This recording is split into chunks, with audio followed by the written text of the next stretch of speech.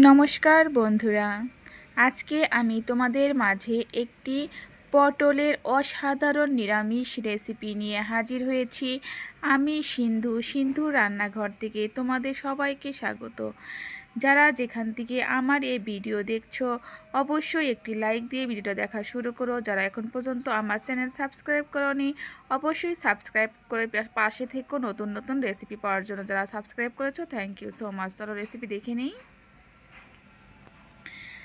আজকে আমি নিরামিষ পটলের রোস্ট তৈরি করব।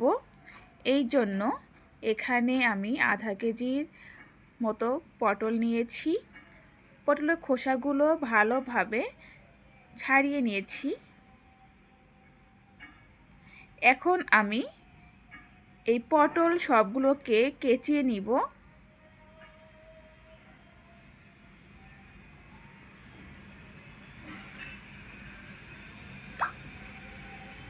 দেখো বন্ধুরা, আমাদের পটল কেচানোটা হয়ে গেছে।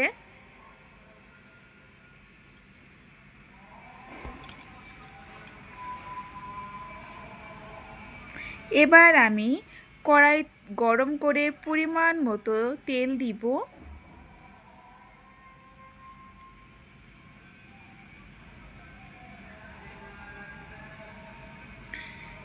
দেখো বন্ধুরা, আমি এখানে পটল নিয়েছি আর টমেটো নিয়েছি আর কাঁচামরিচ ছেঁড়া নিয়েছি। আমি তেলের মধ্যে শুকনা লঙ্কা এবং তেজপাতা ফোড়ন দিলাম, আর এখানে আমি 5 ফোড়ন ব্যবহার করলাম। তোমরা কিন্তু স্টেপ বাই স্টেপ ফলো করো বন্ধুরা। এই নিরামিষ রেসিপিটা অনেক চমৎকার, অনেক সুস্বাদু, খেতেও ভীষণ মজা লাগে। তোমরা দেখতে থাকো, কেউ স্কিপ করো না। এবার আমি পটলগুলো তেলের মধ্যে দিয়ে দিলাম। এবার ভালোভাবে নাড়াচাড়া করে নিব। এবার আমি পরিমাণ মতো লবণ দিব। এবার ভালো করে লবণের সঙ্গে পটল মিশিয়ে নিব। এবার আমি পরিমাণ মতো হলুদ দিব। হলুদটা কিন্তু তেলের মধ্যেই দিতে হবে বন্ধুরা। তেলের মধ্যে দিলে কিন্তু সমস্ত পটলের গায়ে সুন্দরভাবে লেগে যাবে।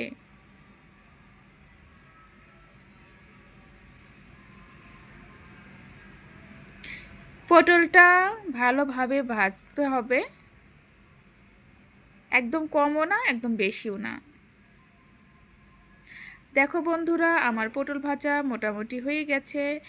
এখন আমি টমেটো দিয়ে দিলাম। এবার ভালোভাবে মিশিয়ে নিব টমেটোর সঙ্গে পটল, নাড়াচাড়া করে দিব।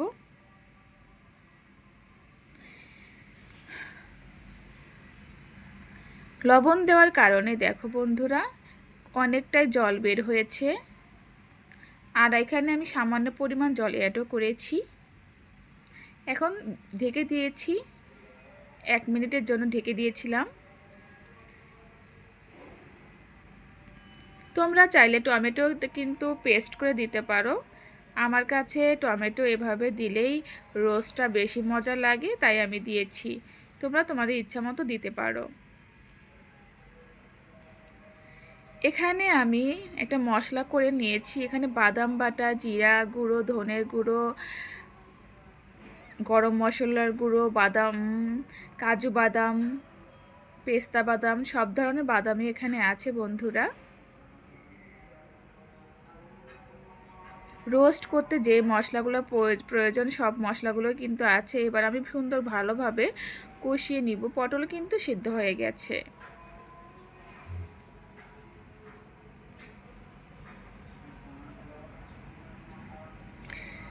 তোমরা যদি এভাবে রান্না করে খাও, ছোট থেকে বড়রা সবাই অনেক পছন্দ করবে এই রেসিপি। এতই চমৎকার এই রেসিপি, একবার খেলে বারবার খেতে ইচ্ছে করবে। এখন গরমের সিজন, এখন কিন্তু সজনে, পটল এগুলো তোমরা বেশি বেশি খাবে।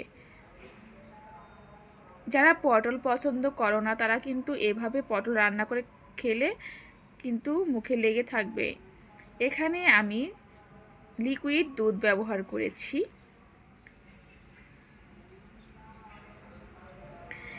এই যে দেখতে পাচ্ছ, এটা কিন্তু মনে হচ্ছে যে গুড় দিয়ে জাল দেওয়া, তা কিন্তু নয়, আমাদের দেশের বাড়ি থেকে নিয়ে আসা হয়েছে।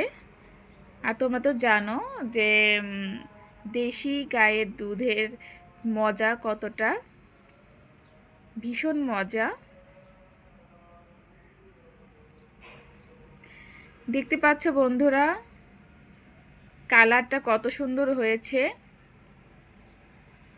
আর তোমরা যদি এভাবে রোস্ট রান্না করে খাও, তাহলে কিন্তু যারা পটল খেতে পছন্দ করে না, তারা যদি এভাবে তাদের রোস্ট রান্না করে খাওয়াও, তাহলে কিন্তু তারা প্রতিনিয়তই বলবে, তোমাদের কাছে আবদার করবে এই পটলের রোস্ট খাওয়ার জন্য।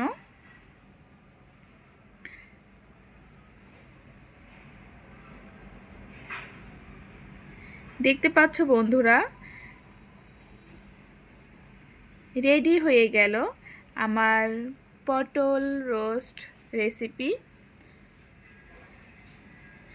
এই রেসিপি শুধু দেখতেই কিন্তু সুন্দর হয়নি বন্ধুরা, খেতেও অনেক মজা হয়েছে। একটা কথা না বললেই নয় বন্ধুরা, আমি কিন্তু বিয়ের আগে পটল খেতে পছন্দ করতাম না, কিন্তু আস্তে আস্তে যখন এই রেসিপিগুলো খেয়েছি, তখন আসলে মনে হয় যে এই রেসিপিগুলো আমাকে অনেক আকর্ষণ করে।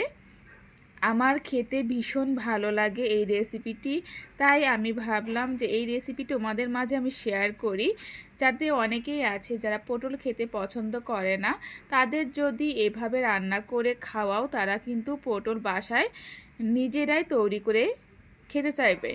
এতটা মজা, এতটা সুস্বাদু এই রেসিপি, অবশ্যই তোমরা বাসায় অবশ্যই বন্ধুরা ট্রাই করো। অনেকেই ভাবে যে নিরামিষ দিনে কি পটলের দিয়ে কি রান্না করব, অনেকেই ভেবে পাও না। তাদের জন্য বলছি বন্ধুরা, তোমরা এই রেসিপি খুব অল্প উপকরণ দিয়ে খুব সহজে ঘরোয়াভাবে এই রেসিপি তৈরি করে খেতে পারবে। একদম পুষ্টিকর, অনেক পুষ্টিকর, স্বাস্থ্যসম্মত এই পটলের রেসিপি, যা খেলে তোমাদের মুখে স্বাদ কিন্তু লেগে থাকবে। আর অন্য কোনো রেসিপি, অন্য কোনো সবজি রান্না করলেও কিন্তু তোমার মনে হবে যে না, ওগুলো দিয়ে খাবো না, আজকে আমি পটলের এই রোস্ট দিয়েই খাবো। তাহলে এই এক পদ দিয়েই কিন্তু এক থাল ভাত সুন্দরভাবে খাওয়া যাবে বন্ধুরা। আমি বলছি জন্য না, তোমরা একবার বানিয়ে দেখো কতটা মজা, অনেক মজা বন্ধুরা। তোমাদের মাঝে আমি এই পটলের রেসিপিটি শেয়ার করতে পেরে আমার অনেক ভালো লাগছে। তোমরা সবাই ভালো থাকো, সুস্থ থাকো। আজকে আমি এ পর্যন্তই, আবার দেখা হবে নতুন রেসিপি নিয়ে। সবাই ভালো থাকো, টাটা।